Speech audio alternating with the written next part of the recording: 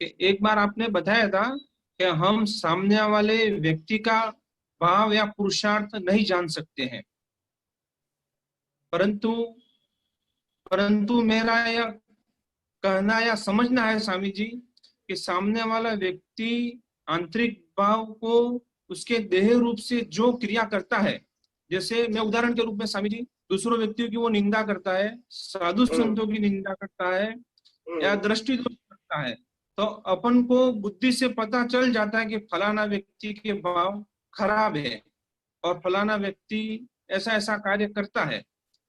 तो जैसे एक और उदाहरण है स्वामी जी की, जैसे कोई बाहरी तप तो बहुत करता है, व्रत जाप उपवास, परंतु उसका परंतु अंदर से उसके भाव खराब रहते हैं, अपन को उसकी क्रिया से पता चलता है। तो ये क्या है स्वामी जी? यूं तो ये उसका भाव और पुरुषार्थ अपन नहीं समझ सकते, उसका अंदर का ये ऐसा व्यक्ति है, अपनी बुद्धि से आकलन कर रहे हैं अपन उसका। यूं पहली बात ये है कि दुनिया के कोई भी धर्म को अंदर की बातों का इम्पोर्टेंट देना नहीं है। हाँ सर। इनको बाहर तुम क्या करते हो इसके आधार से तुम्हारी वैल्यू होती है। आप समझे? हाँ, हाँ, अगर हाँ, मैंने 1000 मंदिर बना दिया तो मेरी वैल्यू बहुत बढ़ जाएगी। अगर मैंने हजारों ब्रांचेस बना दी संस्थाओं की तो मेरी वैल्यू बहुत बढ़ जाएगी। अगर मेरे लाखों शिष्य है तो मेरी वैल्यू बढ़ जाएगी। तो जो बाह्य दिखावा है उसकी वैल्यू करना ये धर्म का काम है। तप जप क्रियाकांड में करता हूँ वो भी दिखता है, तो इसकी ही वैल्यू बताना ये धर्मों का काम है, समाज का काम है। आध्यात्म के अंदर सिर्फ अंदर की वैल्यू है और बाहर मन वचन काया उनकी अवस्था को कुदरती रचना कहते हैं, तो उसकी वैल्यू 0 है। बराबर। हाँ स्वामी। तो दुनिया में तो ऐसा ही चलेगा, दुनिया में ऐसा ही चलेगा, इसमें कोई दो राय नहीं है। हाँ हाँ। हमको ये नहीं देखना है कि उपवास करने वाला व्यक्ति, मांस क्षमण करने वाला व्यक्ति, या तो अठाई करने वाला व्यक्ति, या तो बहुत सारा उत्कृष्ट तप करने वाला व्यक्ति जो है, उनके भाव खराब है या अच्छा है वो देखने की जरूरत नहीं है। सिर्फ उसके मन वचन काया को कुदरती रचना के रूप में ही देखना हमारे लिए जरूरी है। उससे आगे जाने की, सोचने की, समझने की, अनुभव करने की आवश्यकता नहीं है। हाँ स्वामी। हाँ हाँ। ये हमारा सब्जेक्ट नहीं है। बराबर स्वामी जी। हाँ हाँ। परंतु हमारे अंदर क्या चल रहा है वो देखना हमारे लिए जरूरी है कि हमारे अंदर ज्ञान और दर्शन का सही उपयोग हो रहा है कि नहीं, पुरुषार्थ के रूप में, वो देखना जरूरी है। मगर हमारी प्रकृति या दुनिया की कोई भी व्यक्ति की प्रकृति को हमको सिर्फ कुदरती रचना के रूप में ही देखना है, उसके आगे जाना नहीं है। हाँ हाँ स्वामी। हाँ। बुद्धि बताती है अपन को अपनी स्वयं की बुद्धि के ये ऐसा है, तो फिर क्या उपाय करना स्वामी जी?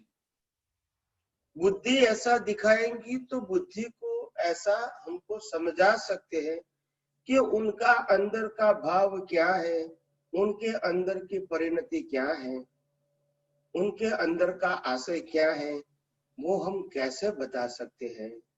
क्योंकि जब हम अज्ञानी थे उस समय भी हमारे अंदर के भाव, हमारी परिणति, ये हम उसकी वैल्यू उस समय भी नहीं करते थे, सिर्फ हमारे बाहर की क्रियाओं की ही वैल्यू करते थे।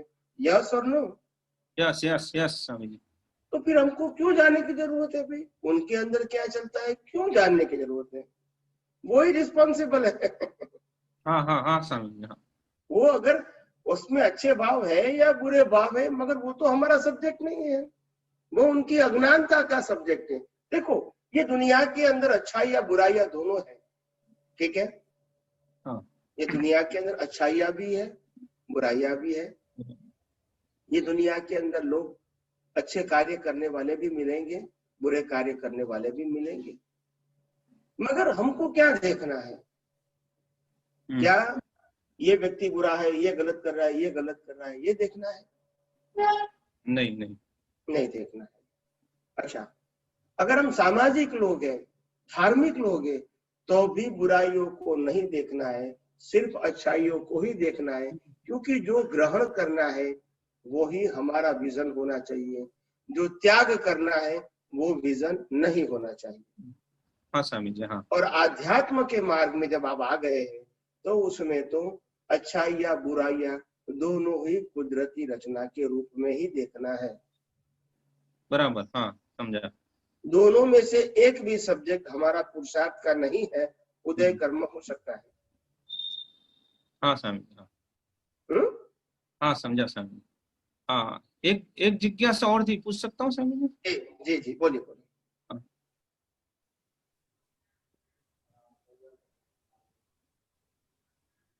आपने बताया था स्वामी जी कि अच्छे कार्यों में अच्छी भावना हो, उसमें अपन को एकाकार करके करना चाहिए, तन्मय का हो जाना चाहिए। तो मैं ये जानना चाहता हूँ कि क्या इसका फल मिलेगा, वो भी एक सोने की जंजीर ही हुई स्वामी जी। यदि अपन अध्यात्म विज्ञान से जुड़े हुए हैं तो फिर इससे छूटा छूटे रह सकते हैं या फिर एकाकार ही रहना चाहिए? जी जी जी जी देखो, बात ये है कि जो चीज की आपको अभी भी आपकी दृष्टि में रिक्वायरमेंट है, एग्जाम्पल, हाँ मेरे को अगर महाविद्या क्षेत्र में ही जाना है तो जब ये बात आती है तो तन्मयाकार के साथ करो, बिकॉज ऑफ योर रिक्वायरमेंट। मेरे को सिमंदर स्वामी ही प्राप्ति करना है तो जब उनके नमस्कार की बात आती है तो तन्मयाकार से करो, ये आपकी रिक्वायरमेंट के ऊपर है। मेरी प्रकृति नव कलम के रूप होनी चाहिए, जो नहीं है, तो जब भी मैं नव कलम बोलूं एकाग्रता के साथ करूं, क्योंकि दिस इज माई रिक्वायरमेंट। समझा, हाँ हाँ।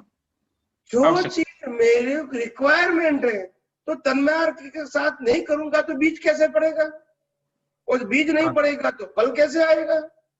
अच्छा अच्छा हाँ।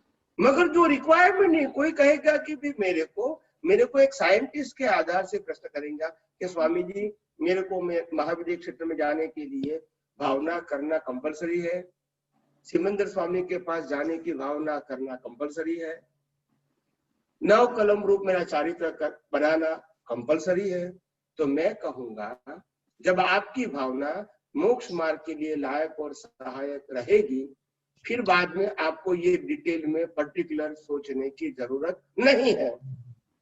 मगर आपको अगर रिक्वायरमेंट है तो तन्मय आकार के साथ बोलो, it is depend on individual, ये सबके लिए बात नहीं है।